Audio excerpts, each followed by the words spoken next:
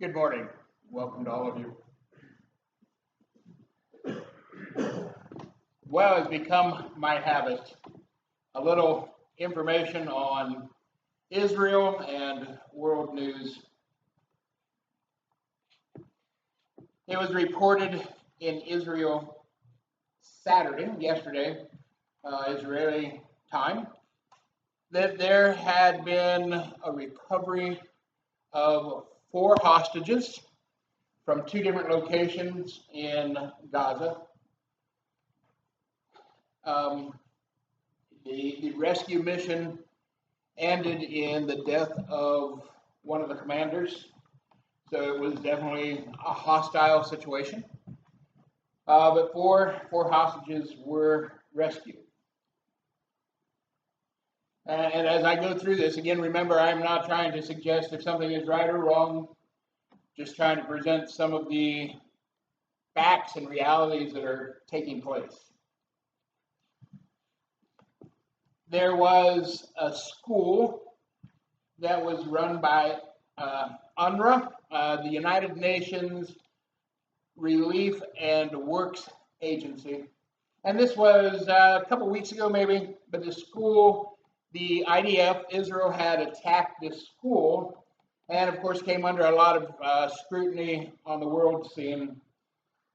Since then, the IDF has shown that there were a lot of terrorists, Hamas terrorists, that were actually hiding out in this school.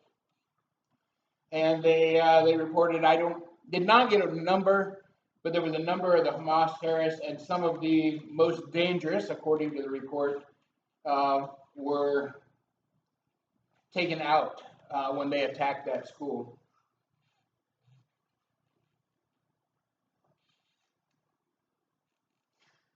For what it is worth, for where the information comes out of, there are actually 2 Israeli universities that have done a study to the war effects so far, and they have determined that Israel has either met or exceeded the international standards when it comes to humanitarian aid going into Gaza.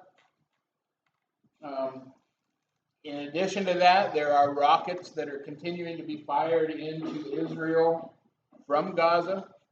There is an escalation of rockets coming into Israel from Lebanon. Israel continues to fire back into Lebanon to the Hezbollah. And that situation itself is very precarious. There is some talk of whether they should enter into a full-scale attack on the Hezbollah in Lebanon. If that were to happen, more than likely, Iran would join the cause, and very potentially, if that happened, and this is some maybes and ifs, but if that were to happen, very potentially could drag the U.S. into that conflict more so than even what is taking place with the Hamas in Gaza. So as we look at these events, look at what's happening, we need to remember, keep our eyes open, our knees bent, and our hearts and hands lifted in prayer for the world, for Israel, for the Palestinian world, for the Muslim world. Pray that Christ's light continues to enlighten their hearts and bring people to salvation.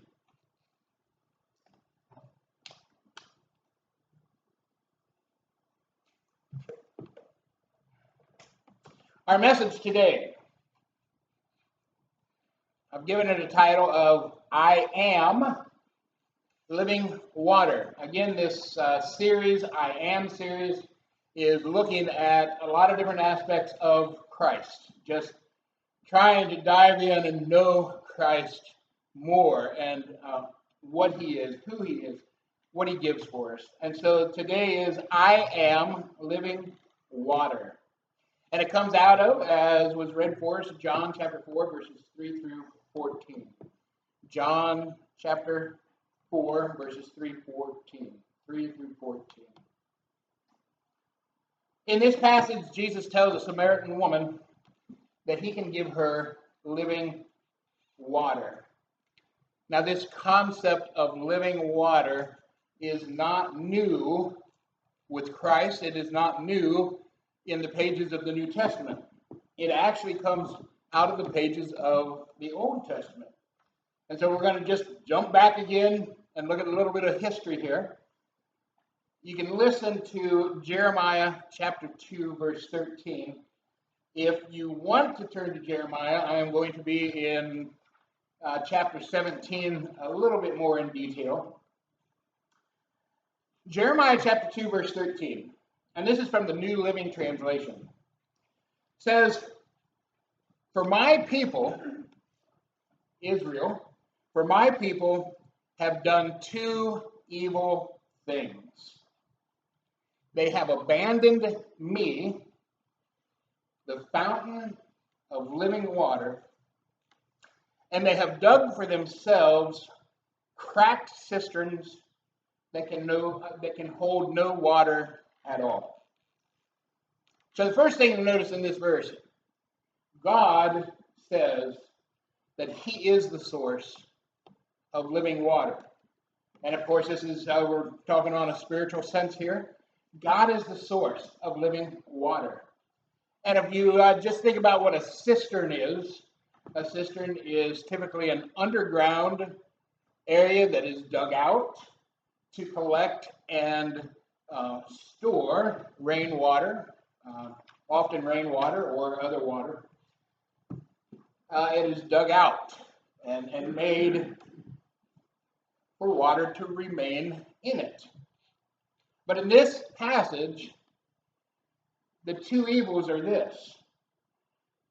They've abandoned God who gives true living water, true spirituality, true growth, true friendship. And not only do they abandon him, which means they turn from him, walk away from him, they forget him. And how do they do that? The second evil. They actually turn to their own thoughts, their own ways, their own idols. They turn to the things of the world that they think are going to make them happy, that they think are going to bless them. And they seek after those things. They seek after them. What did God say? Those things are like broken cisterns. They don't hold water. They're not going to bring you happiness. They're not going to bring you blessings. God is the source of everything spiritual. He gives us our spiritual sustenance, our salvation, as well as our physical needs are met through him. But Israel gives up all those spiritual aspects to seek after things in their life. I question sometimes, what are those things for us? What are we seeking after that we think are going to make us happy, that bring us blessing? What takes our eyes and focus off of Christ? We spoke a little bit about that in Sunday school today. What are the things that are our cracked and broken cisterns, that as we collect these blessings in the water, and it just seeps away, and we end up still being dry and parched. So for a moment then, I'm going to go on into Jeremiah chapter 17. We're going to look at 4 verses there, 7 through 10. Jeremiah 17, 7 through 10. This describes a different type of person than what is found in 2:13. In verse 7 it says, "Blessed are those who trust in the Lord." To trust in the Lord is to trust what he can do for us, what he can give us, We trust in him because of the blessings we receive in our lives. We trust because he gives us things, people, jobs, security, and he gives us so much more, what? Than we could ever imagine. Ephesians chapter 3, verse 20. It tells us clearly that he can give us and do far more abundantly for us than we can ever think or imagine. Now, I can imagine some pretty mighty good things. I think they're good things. And yet he can give us so much more than we can imagine. That's hard to fathom. Yes? Well, that doesn't mean he gives us everything we ask for, because sometimes what we ask for isn't good for us. Sometimes what we ask for isn't good for somebody else. Sometimes what we ask for is actually something that we're going to spend on our own pleasures, our own personal lives that is detrimental. So it's not that he gives us everything we ask for, but he can give us everything we need and far more in blessings than we can imagine. Well, verse 7 in Jeremiah 17 goes on and says, "Blessed are those that make the Lord their hope and confidence." So this goes beyond what God can give us to where we hope and trust in God himself. Go back to this concept that I've shared several times now. If I wake up tomorrow morning and I have nothing, something has wiped everything out and I own nothing, I have nothing, is God enough? Is God my hope? Is God what I can still trust in if all the good blessings are gone? Verse 7 says, "Blessed are those that make God their hope." Not the stuff he gives us, God. It's a concept that is hard to arrive at. I've yet to do it. I work on that concept, but we work towards arriving. Verse 8.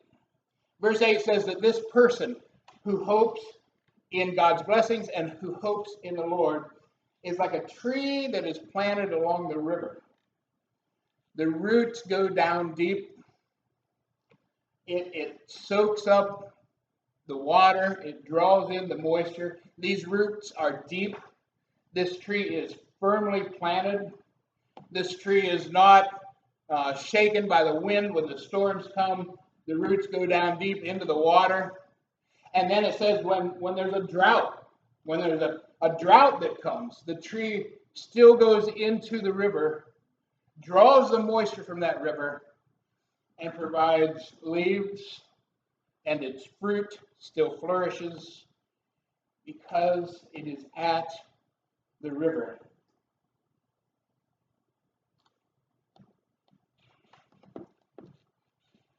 Christ is living water. God is the living water. We are to be planted by the spiritual river.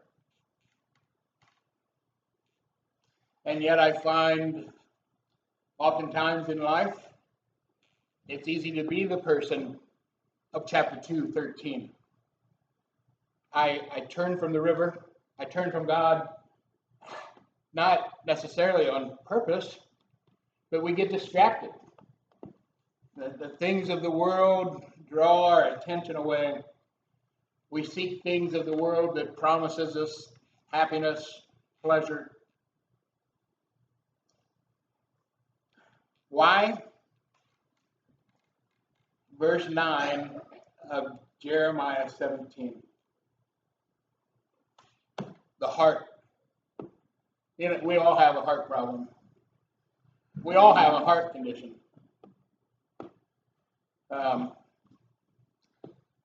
Some doctors would love to hear that. We'll put us on some medicine, make some money. We all have a heart issue. Verse 9. The human heart is the most deceitful of all things. Whew. It is desperately sick. Other versions say desperately wicked. Who can understand it? Or who knows how bad it really is? My heart is deceitful. It's deceitful not just a little bit. My heart is more deceitful than everything else. Genesis chapter 6, verse 5. God looks down on his creation and says he sees that the wickedness of man was great on the earth, and that every intent of the thoughts of our hearts were evil continually.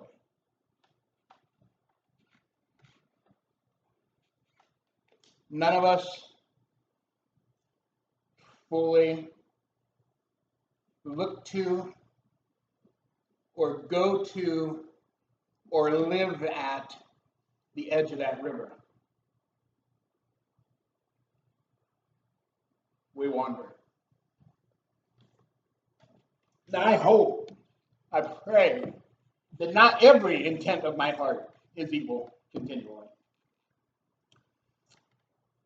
I mean, if you were to go to a counselor, if you said, I just really need some counseling, boy, a counselor, just somebody to talk to, help me work through some issues. And if the counselor said to you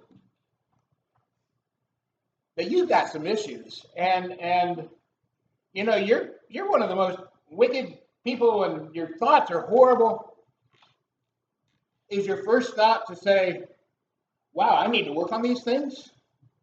Or is it, I need to find a new counselor? Right? We don't want to hear these things.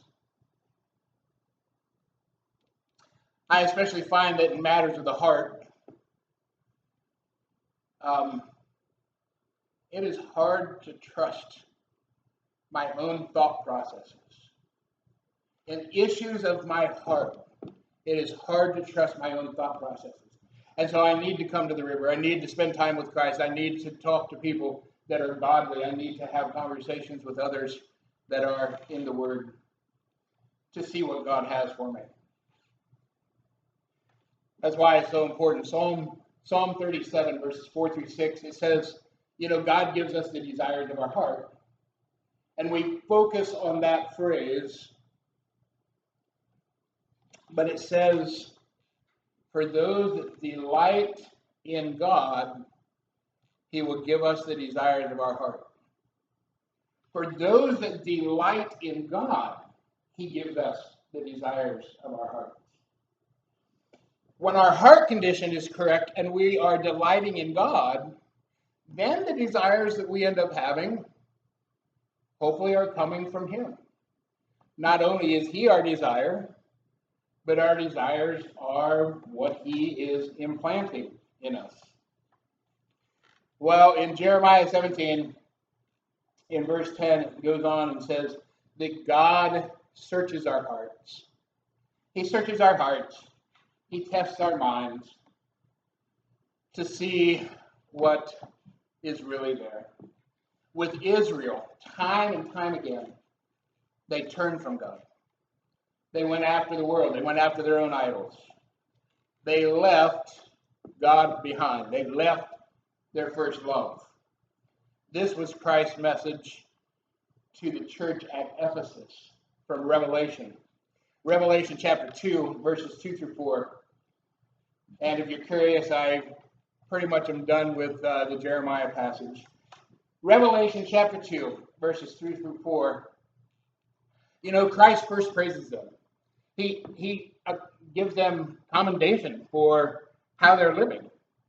He says, look, I know your deeds. I know what you're doing. I know what you've been up to.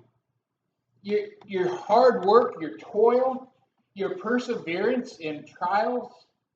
I know how you cannot tolerate evil people. I mean, is this us today? He knows how hard we work. He knows our perseverance. He knows how we don't tolerate evil.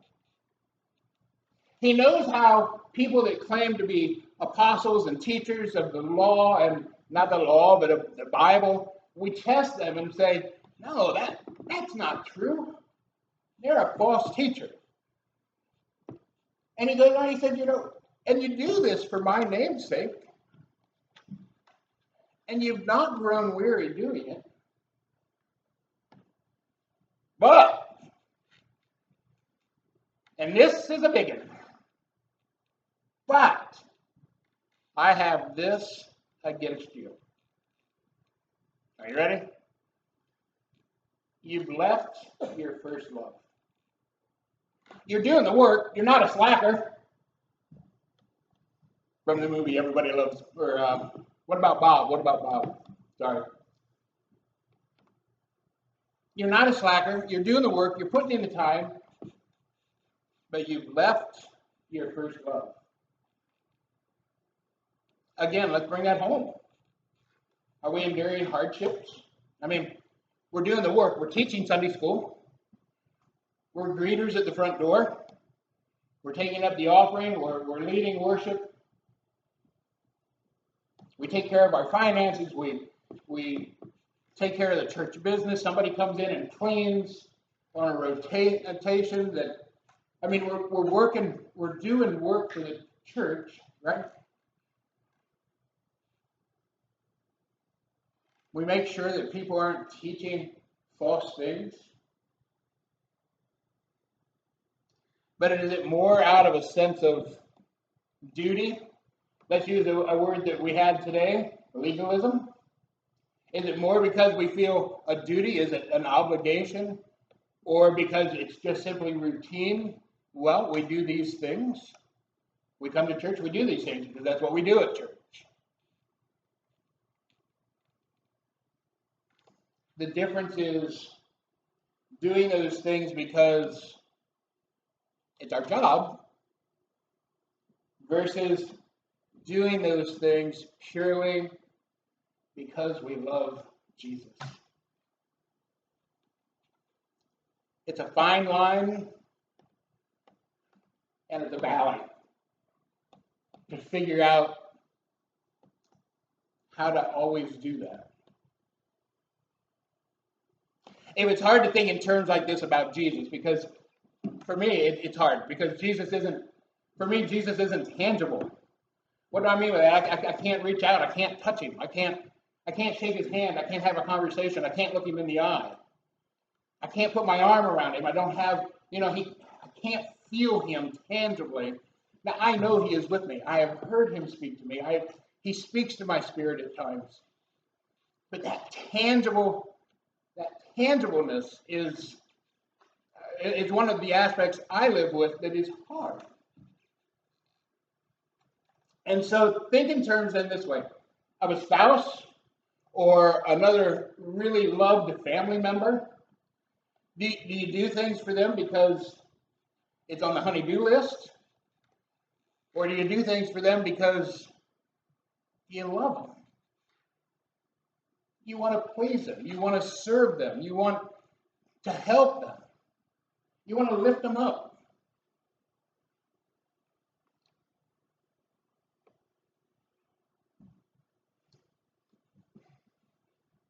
Maybe you want to cook for them. Maybe you want to take care of them when they're sick.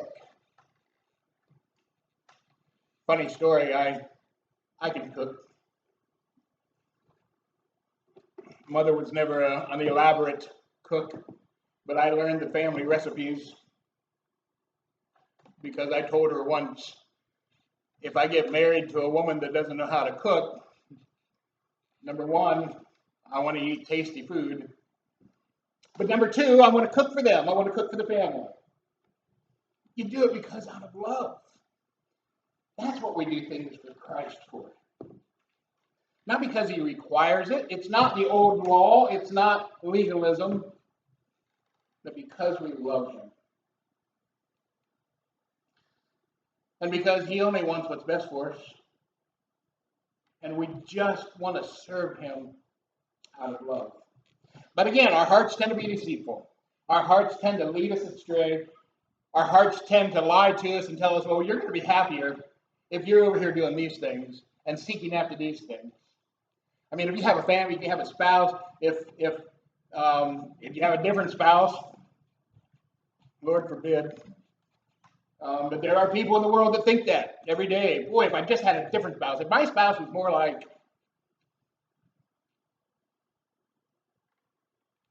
Coming to John chapter 4. Jesus and the disciples had left Judea, and they were going into Galilee. And verse 4 of this text says, he had to pass through Samaria. I don't think so. Now, Scripture says it, so I have to believe it. But the reality is, a good Jew would not travel the road through Samaria to get to Galilee. They would take a different route. They would actually cross over the valley onto another route and go the long way around so that they did not have to go through Samaria. But Scripture says Jesus had to go through Samaria. Why? He was on a mission. He was on a mission. And that mission, he comes to this plot of land, this property, that Jacob had given to Joseph. And on this plot of land is Jacob's well that he had dug. He drank water from it. As Jesus is tired, he sits down by the well. The disciples go into town to find food. Maybe they're out looking for a Chipotle. Maybe they're looking for a Five Guys burgers. You know, a little bit of Cold Stone after that is always good. Yummy. I really miss when Cold Stone left Worcester. I didn't go to it often. We had a Cold Stone in Fort Wayne, but anyhow, they weren't looking for those things, obviously. But they go into town. They're looking for food. And he sits down, and this woman comes out, a Samaritan woman. And she draws water, and he says, "Can I have a drink?" And she looks at him like, "You're talking to me? Are you talking to me? You know I'm a Samaritan woman, right?" And Jesus says, if you only knew who it was that was asking for a drink,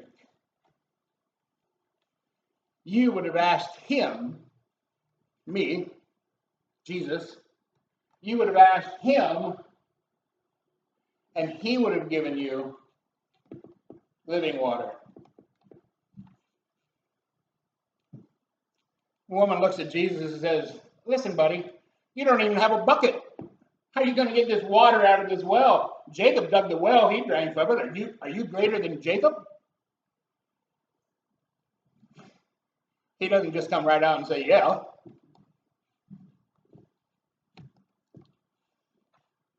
But Jesus obviously switches from physical water to spiritual water here. He seeks from seeking after the world to seeking after him, God, spirituality. So he went on to make the point, and he said, "Well, I'll tell you what. Before this conversation goes any further, go get your husband." "Oh, well, I don't have a husband." You got that right. You don't have a husband. In fact, you've had 5 husbands, and that guy you're living with isn't a husband at all. He just moved in.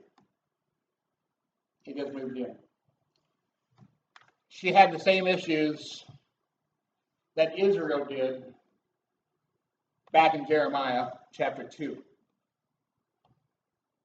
and Jeremiah 17:9. Her heart was so deceiving. She was seeking after everything on the planet that she thought would make her happy. everything that she thought would bring her pleasure.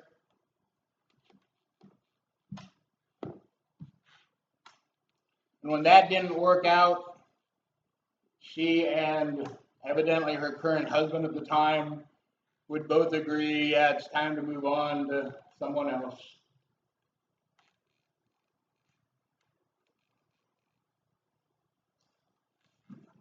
Our happiness, our spirituality, it's not about what we seek on earth. Whether I'm well or sick, married or single, have a job, how to work, whatever our life situation, it's not about what we seek on earth that'll make us happy, but it's about who we seek and how we worship him. And Jesus says this, he says, there is a time coming, and actually is here now, where people will not worship in the temple. They won't worship here in the church. They won't even necessarily have to worship at home. You will worship wherever you are in spirit and truth. Did you know we can pray with our eyes open? I've prayed in traffic. I have. And trust me, I didn't shut my eyes. Yeah, that would have been smart. We can pray with our eyes open. We can pray while driving. We can pray while doing the dishes. Now, that's a stretch for me. Oh, dear Lord, let these dishes be done. A friend of mine, my Bible study group leader from years ago, he worshiped on the mower. He thought nothing of it to go home on Sunday afternoon and worship while mowing the yard. I would go to church on a Sunday morning when I was younger, and I'd drive down past a neighbor's house, and I would say, that woman, she's mowing on Sunday again. Years later, my Bible study group leader said, no, that's worship for me. I love it. There's nothing on earth I love more than mowing the grass. My neighbor across the street is like that. He actually planted 3 acres of grass so that he could mow more. Up where I live now, more power, man. I don't mind mowing the grass. I enjoy working outdoors. I'm not planting 3 more acres.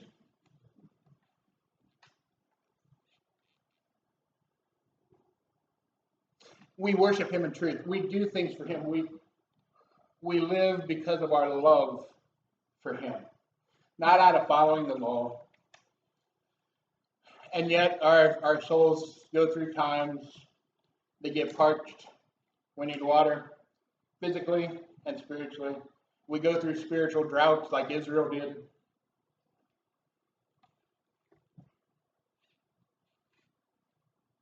Ezekiel was given a vision, and he sees in this vision, he sees water, and this water comes out of the temple, and the water is going from the temple, and it's going east towards the Dead Sea, and at the temple, it's just trickling, just barely a little bit of water on the ground trickling, and they go out a little further, and the water is up to his ankles. And they go out a little further towards the Dead Sea, and it says it's up to his knees. The next time they go out, they're a little bit further out, and the water is at his waist.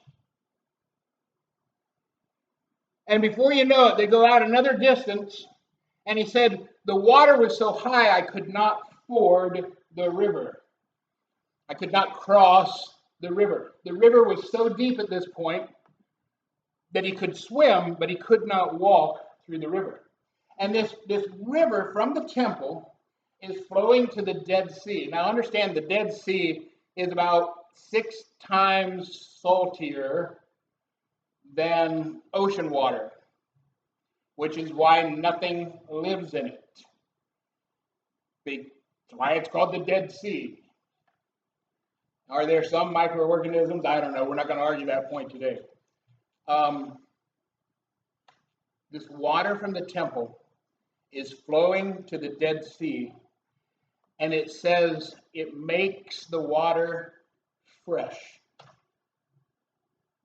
It completely cleans up the water in the Dead Sea to the point where it is teeming with fish and creatures, and everything that this water touches has life.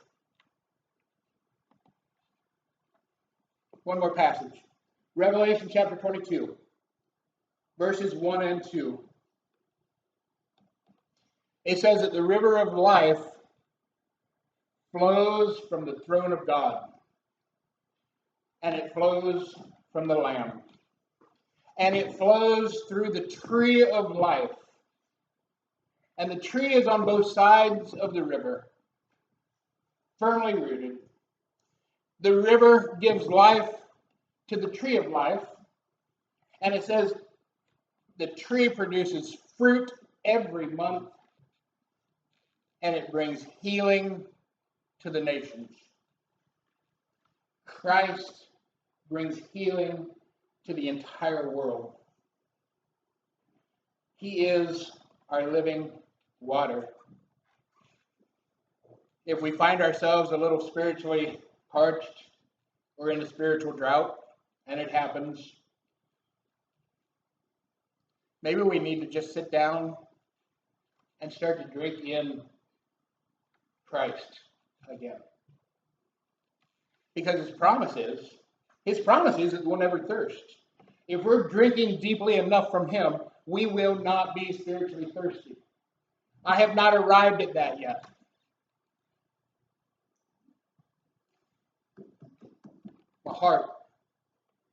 My heart keeps taking me other places.